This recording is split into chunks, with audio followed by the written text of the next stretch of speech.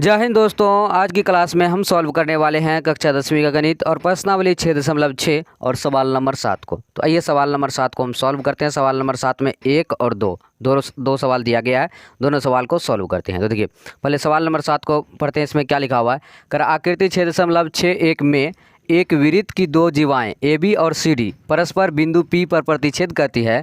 तो सिद्ध कीजिए कि पहला सवाल दिया गया त्रिभुज ए पी सी समरूप त्रिभुज डी पी बी, दूसरा दिया गया है A P into P B बराबर C P into D P. तो चलिए सवाल को पढ़ते हैं, उसके बाद सॉल्व करते हैं। एक बार फिर से पढ़ते हैं। आकृति 6.61 में एक वृत्त की दो जीवाएँ, एक वृत्त है, इसमें कितना जीवाएँ हैं? दो जीवाएँ हैं। दो जीवाएँ ए बी और सी डी है। क्या है? एक ए बी और एक सी डी है।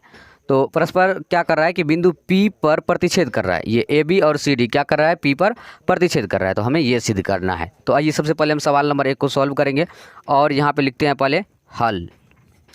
और देखिए जो दिया गया है उसको हम यहाँ पे लिख लेते हैं। तो दिया है, क्या लिखेंगे? दिया है कि एक वृत्त की दो जीवाएँ ए बी और सी डी, एक वृत्त की दो जीवाएँ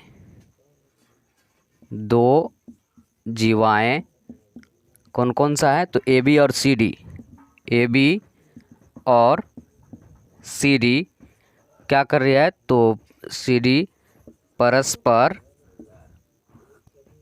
बिंदु पी पर प्रतिच्छेद करती है। ये दिया गया है, इसको हम यहाँ पे लिख दिए। अब चलिए अब इससे आगे सॉल्व करते हैं। तो दिया है एक वृत्त की दो जीवाएँ ए बी और सी डी परस्पर बिंदु पी पर प्रतिच्छेद करती है, ये दिया गया है। अब यहाँ पे लिख लेते हैं हम सिद्ध करना है। जो हमें सिद्ध करना है उसको हम लिख लेते हैं यहाँ पे। तो लिखेंगे सिद्ध करना है। तो देखिए सवाल को देख लीजिए पहले।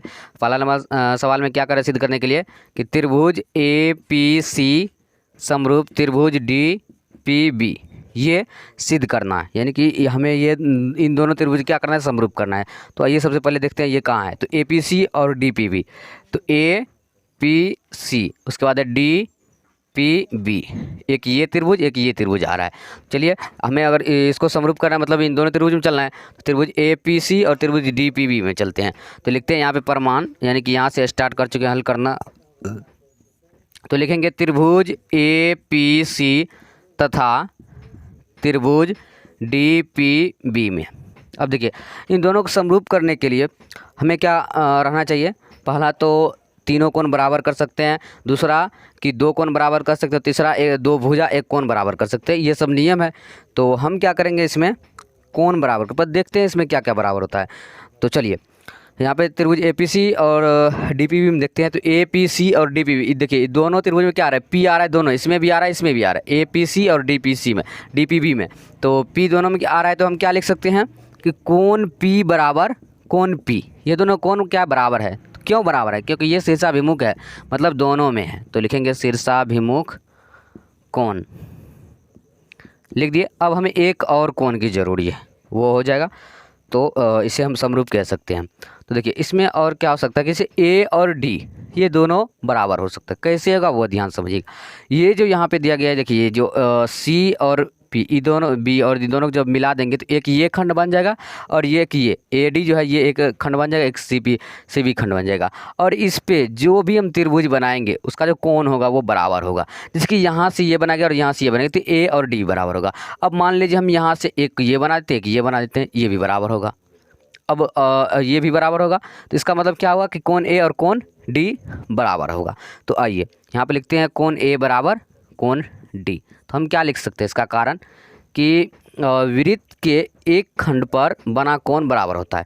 वृत्त के खंड पर बना कोण क्या होता है? तो बराबर होता है।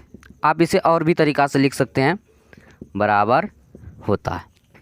इसका कारण दिए हम, कोण ए बराबर कोण डी क्यों हुआ? तो क्योंकि वृत्त के खंड पर बना कोण बराबर था। इस पे जो ये जो खंड है इस पे जो भी कोण बनेगा वो बराबर होगा। तो चलिए इस पे हम लिख दिए कोण ए बराबर कोण डी, यानी कि ये दोनों कोण समरूप हो चुका है। तो क्या बोलते हैं, बराबर हो चुका है। तो इसको क्या लिख सकते हैं हम? ये दोनों त्रिभुज समरूप हो गया।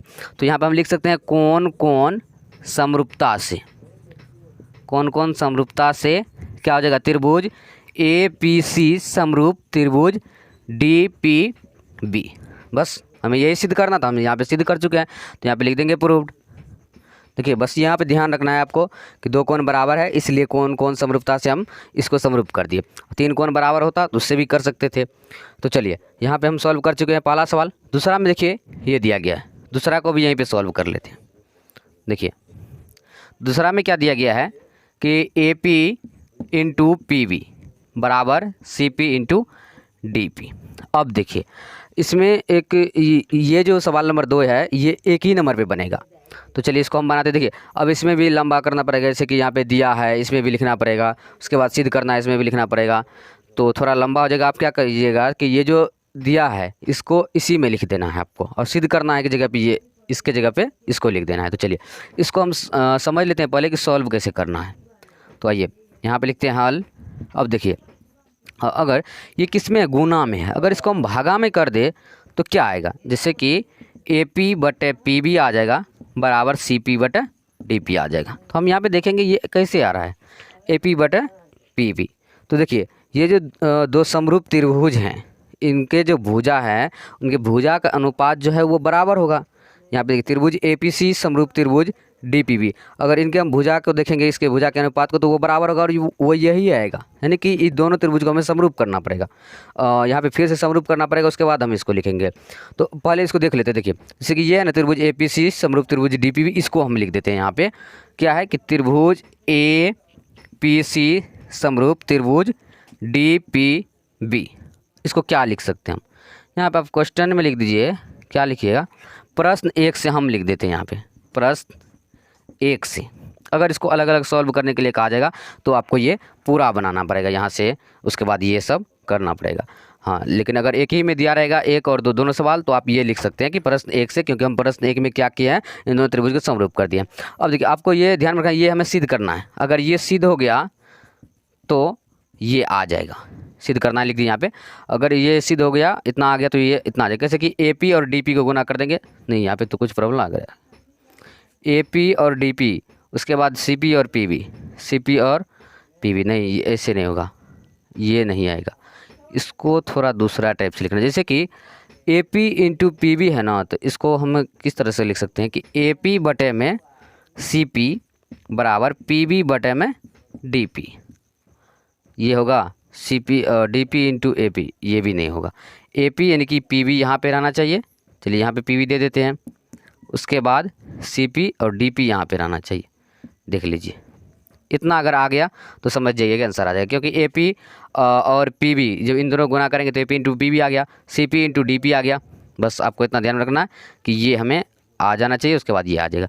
चलिए तो देखिए ये जो दोनों समरूप त्रिभुज बराबर हो चुके हैं, दोनों त्रिभुज जो है समरूप हो चुके हैं, तो हम क्या लिख सकते हैं।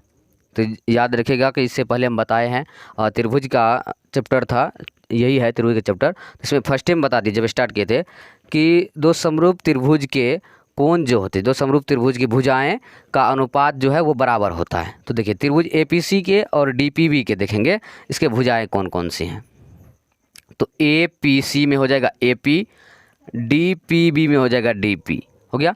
उसके बाद ए पी सी में हो जाएगा सी पी, उसके बाद डी पी बी में हो जाएगा पी बी। तो इसको हम लिख लेते हैं, क्या सब होगा, ए पी बटे में डी पी, ए पी बटे में डी पी बराबर क्या हो जाएगा, पी बटे में डी पी बराबर सी पी बटे में पी बी, सी पी बटे में पी बी। अब इसको जब हम क्रॉस गुना करेंगे तो आ जाएगा A P into P B बराबर C P into D P, C P into D P, यही लाना था। हाँ देख लीजिए यही आएगा, यहाँ पे तो हमने लिख दिया C P into D P. हाँ ठीक है, देख लीजिए हमें यही लाना था। यहाँ पे A P into D B बराबर C P into D P, A P into P B बराबर पी बी है यहाँ पे, हाँ पी बी है, देख लीजिए पी बी है, और पी बी बराबर C P into D P. हाँ ये आ चुका है, यहाँ पर हम लिखते हैं प्रूव्ड। ये देखिए बहुत ही आसान सवाल था, और बट आपको कंडीशन यहाँ पे ध्यान में रखना पड़ेगा कि दो कौन से समरूप हुआ है। उसके बाद ये जो समरूप हुआ है इसके जो दो समरूप त्रिभुज जो होते हैं उनके भुजाओं का अनुपात जो बराबर होता है, ये भी आपको ध्यान में रखना पड़ेगा, तभी ये सवाल सॉल्व हो पाएगा। तो हम यहाँ पे लिख दिए प्रश्न 1 से आपको ये अलग अलग सॉल्व करने के लिए कहा जाएगा, तो आप इसको फिर से लिखना पड़ेगा। तो चलिए हम क्या किए, प्रश्नावली 6.6 का सवाल नंबर 7 को सॉल्व कर दिए। सवाल नंबर 7 में 2 सवाल था, दोनों सवाल को सॉल्व कर दिए। और आज के लिए बस इतना ही। अब अगले दिन अगले क्लास साथ मिलेंगे, तब तक के लिए जय हिंद, वंदे मातरम।